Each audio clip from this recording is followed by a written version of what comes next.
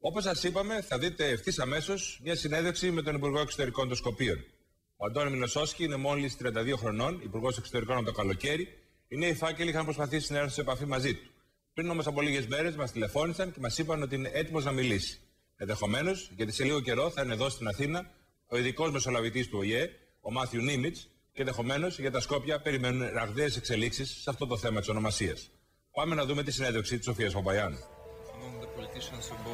Ο Υπουργός Εξωτερικών της πρώην Ιουγκοσλαβικής Δημοκρατίας της Μακεδονίας, ο Αντώνη Μιλοσόσκι, είναι μόλις 32 χρονών.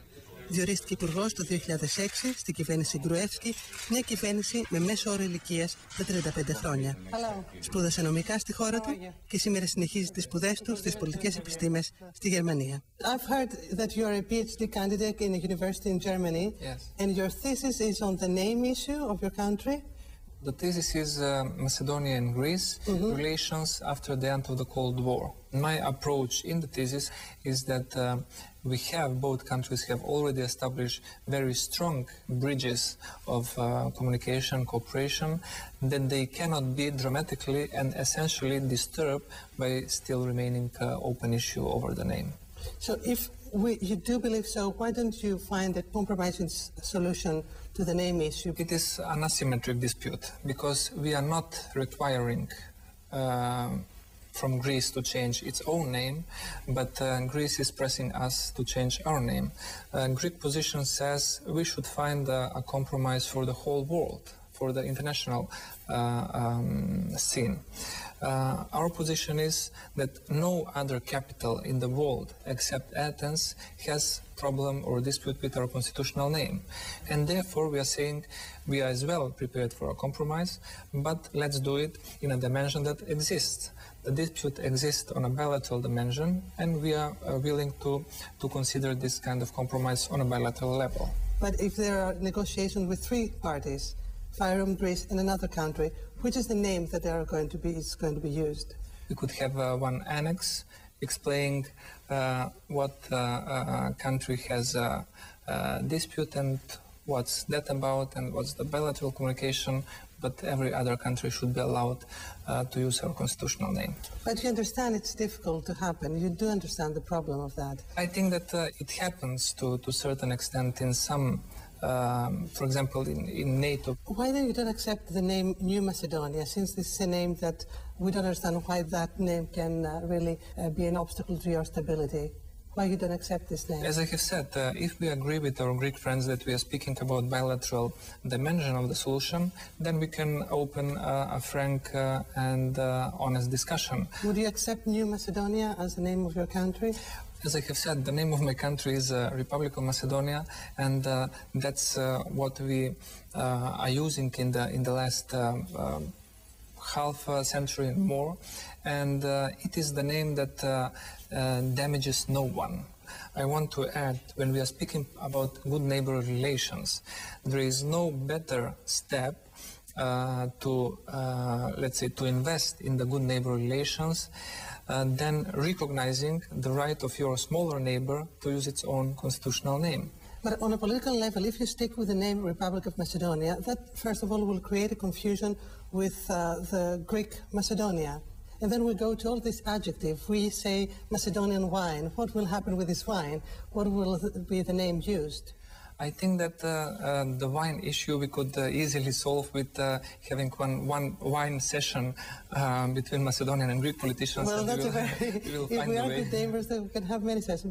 But in respect of the name of the Greek northern province, which was renamed in 1988 from northern Greece to province of Macedonia and Trachea. But it is the ancient Macedonia is there. Well, nobody disputes that. Yes, neither we. Till now, in these 16 years of our independence, no one has ever expressed a concern from the international fora that he or she or some institution that they do have a problem with the differentiation, because it's very clear that our determination goes with the determination of a state, Republic of Macedonia, and that's very clear. Is there any other name that you would accept? We should first find a mechanism. What are the what is the framework of the dispute. If we do agree that the framework of the dispute is a bilateral, then we could start an open, direct Greece-Macedonia negotiations and see what's possible and what's not possible. But you know that Greece does not accept this bilateral name resolution of the name issue. I think that we still do have a chance to try once again. When you renamed your airport under the name of Alexander the Great, was that a step towards that direction?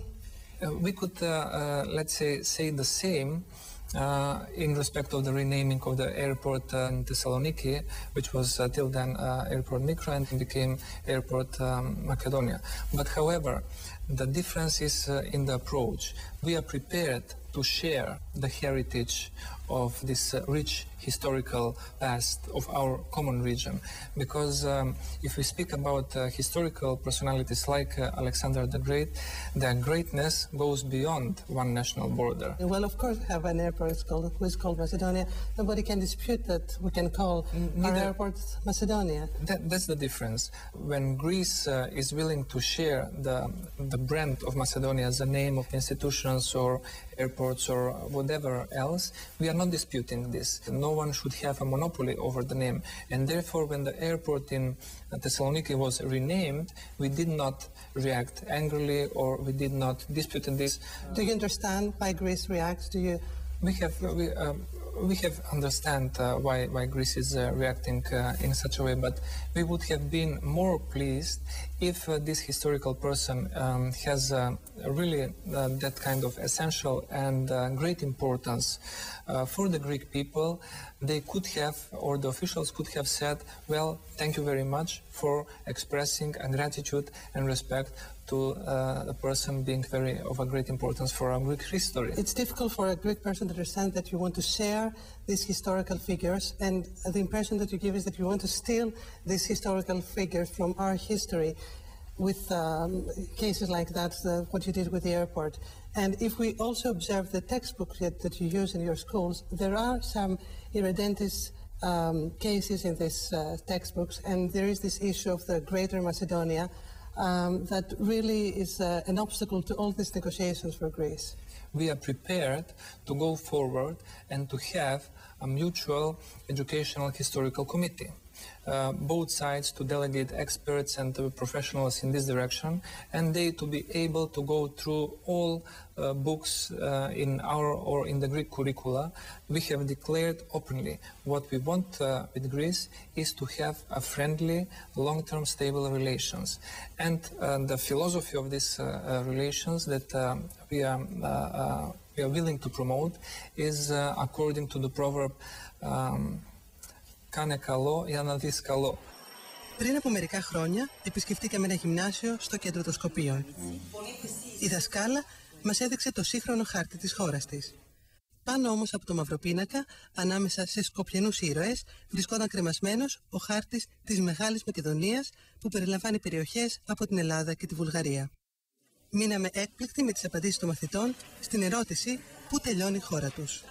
I think that at the Mountain Olympic and the Halkidiki. I think that is till Larissa. Your country, you believe, ends in Larissa? Yes.